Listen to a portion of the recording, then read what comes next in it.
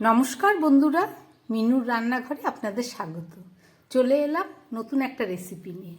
আজকের আমি কিছুটা জ্যান্ত শিঙি মাছ এই যে কেটে নিয়েছি, কেটে ধুয়ে একদম পরিষ্কার করে নিয়েছি। আর সঙ্গে নিয়েছি কাঁচকলা, আলু আর সামান্য বিনস।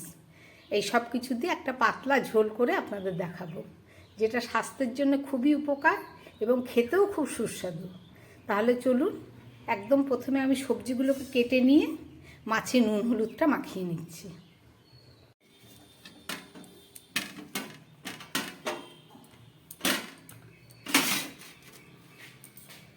একদম প্রথমে আমি মাছের মধ্যে নুন মাখিয়ে দেবো। জ্যান্ত মাছ একটু নুনটা মেখে না রাখলে ভালো করে ভেতরে ঢুকবে না।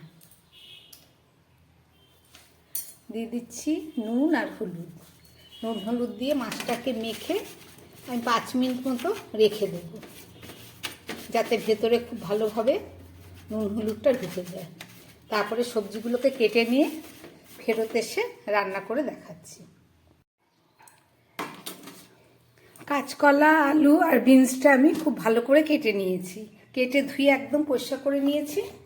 এবার আমি এই কাঁচকলাটা যেহেতু টাটকা আর লোহার কড়াইতে করে আমি রান্না করব, একটু কালচে হয়ে যাওয়ার ভয় আছে বলে আমি একটু কাঁচকলার মধ্যে হলুদ মাখিয়ে নিচ্ছি। চলুন, ওদিকে 5 মিনিট হয়ে গেছে, মাছে আমার নুন হলুদ মেখে গেছে, ঢুকে গেছে মাছের ভেতরে। এবার রান্নাটা শুরু করি।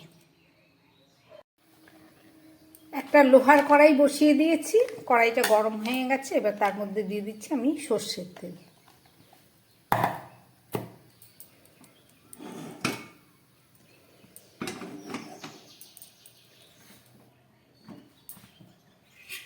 এবার আমি মাছগুলোকে ভেজে নিচ্ছি।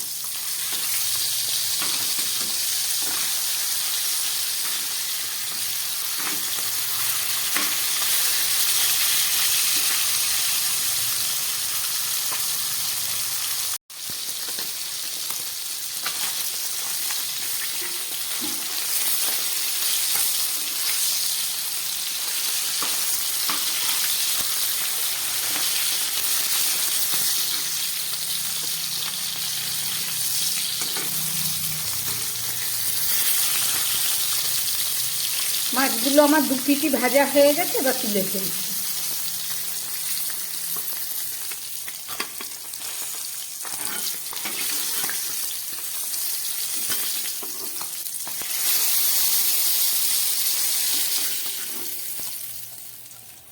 এই যে আমার মাছ ভাজা একদম রেডি।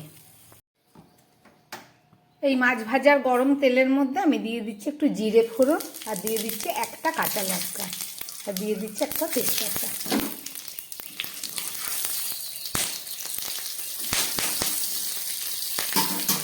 এবার আমি সমস্ত সবজিগুলোকে একটু ভেজে নেবো। প্রথমে একটু আলুটা ভেজে নিই, আলু আর বিনসটা।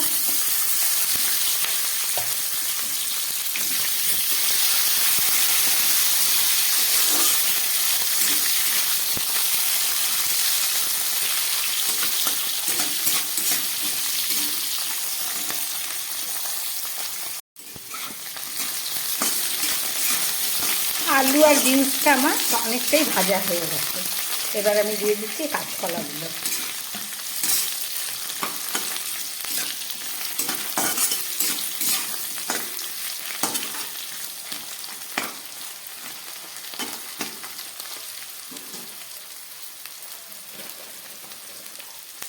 দিয়ে দিচ্ছি পরিমাণ মতো নুন। কাঁচকলায় তো হলুদ আগে দিয়েছি, আর সামান্য হলুদ আমি দিয়ে দিলাম।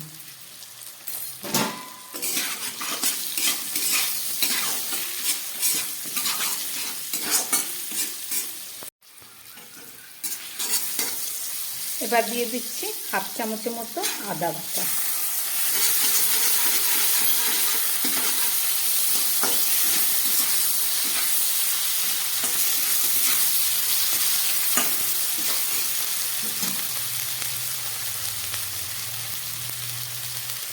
দিয়ে দিচ্ছি হাফ চামচ মতো ধনের গুঁড়ো। এই ধনেটাকে আমি হালকা করে ভেজে তারপরে গুঁড়ো করে রেখেছি।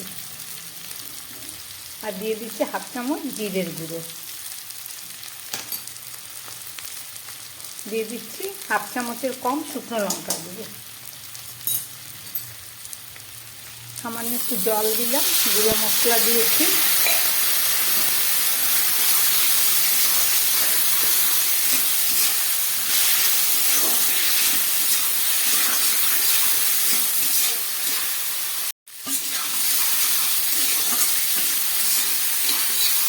মশলাটা একদম ভাজা হয়ে গেছে। এবার আমি দিয়ে দিচ্ছি এর মধ্যে পরিমাণ মতো জল।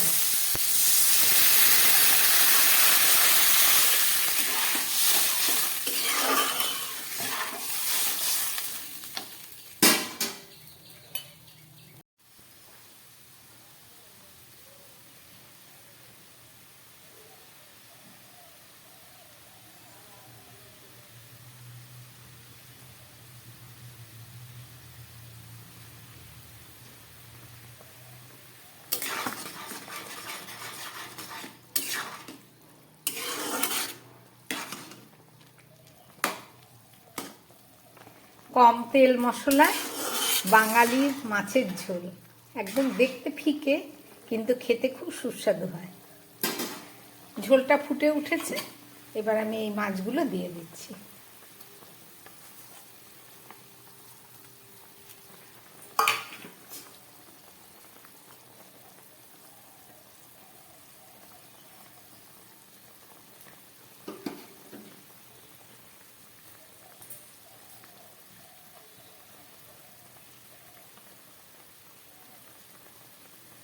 একদম ফুটে উঠেছে, এবার গ্যাসটাকে আমি একটু কম করব।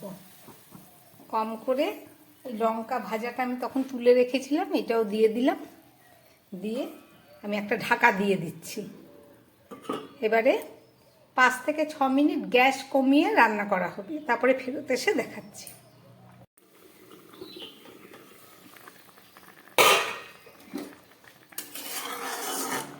দেখুন একদম কালারটা পাল্টে গেছে।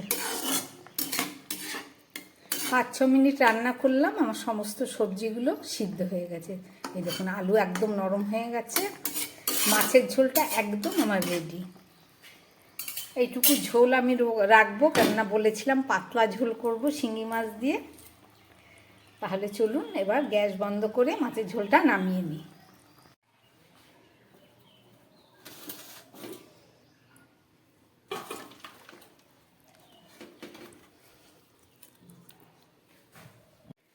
বানালাম শিঙি মাছ দিয়ে একটা রেসিপি, আপনারা দেখলেন। আশা করি আপনাদের ভালো লেগেছে। আমার বানানো এই রেসিপি বা রান্না যদি ভালো লাগে তাহলে আমার চ্যানেলটাকে লাইক করবেন এবং সাবস্ক্রাইব করবেন, যাতে আমি আবার নতুন ভিডিও নিয়ে আসতে পারি। নমস্কার, সবাই সুস্থ থাকবেন, ভালো থাকবেন।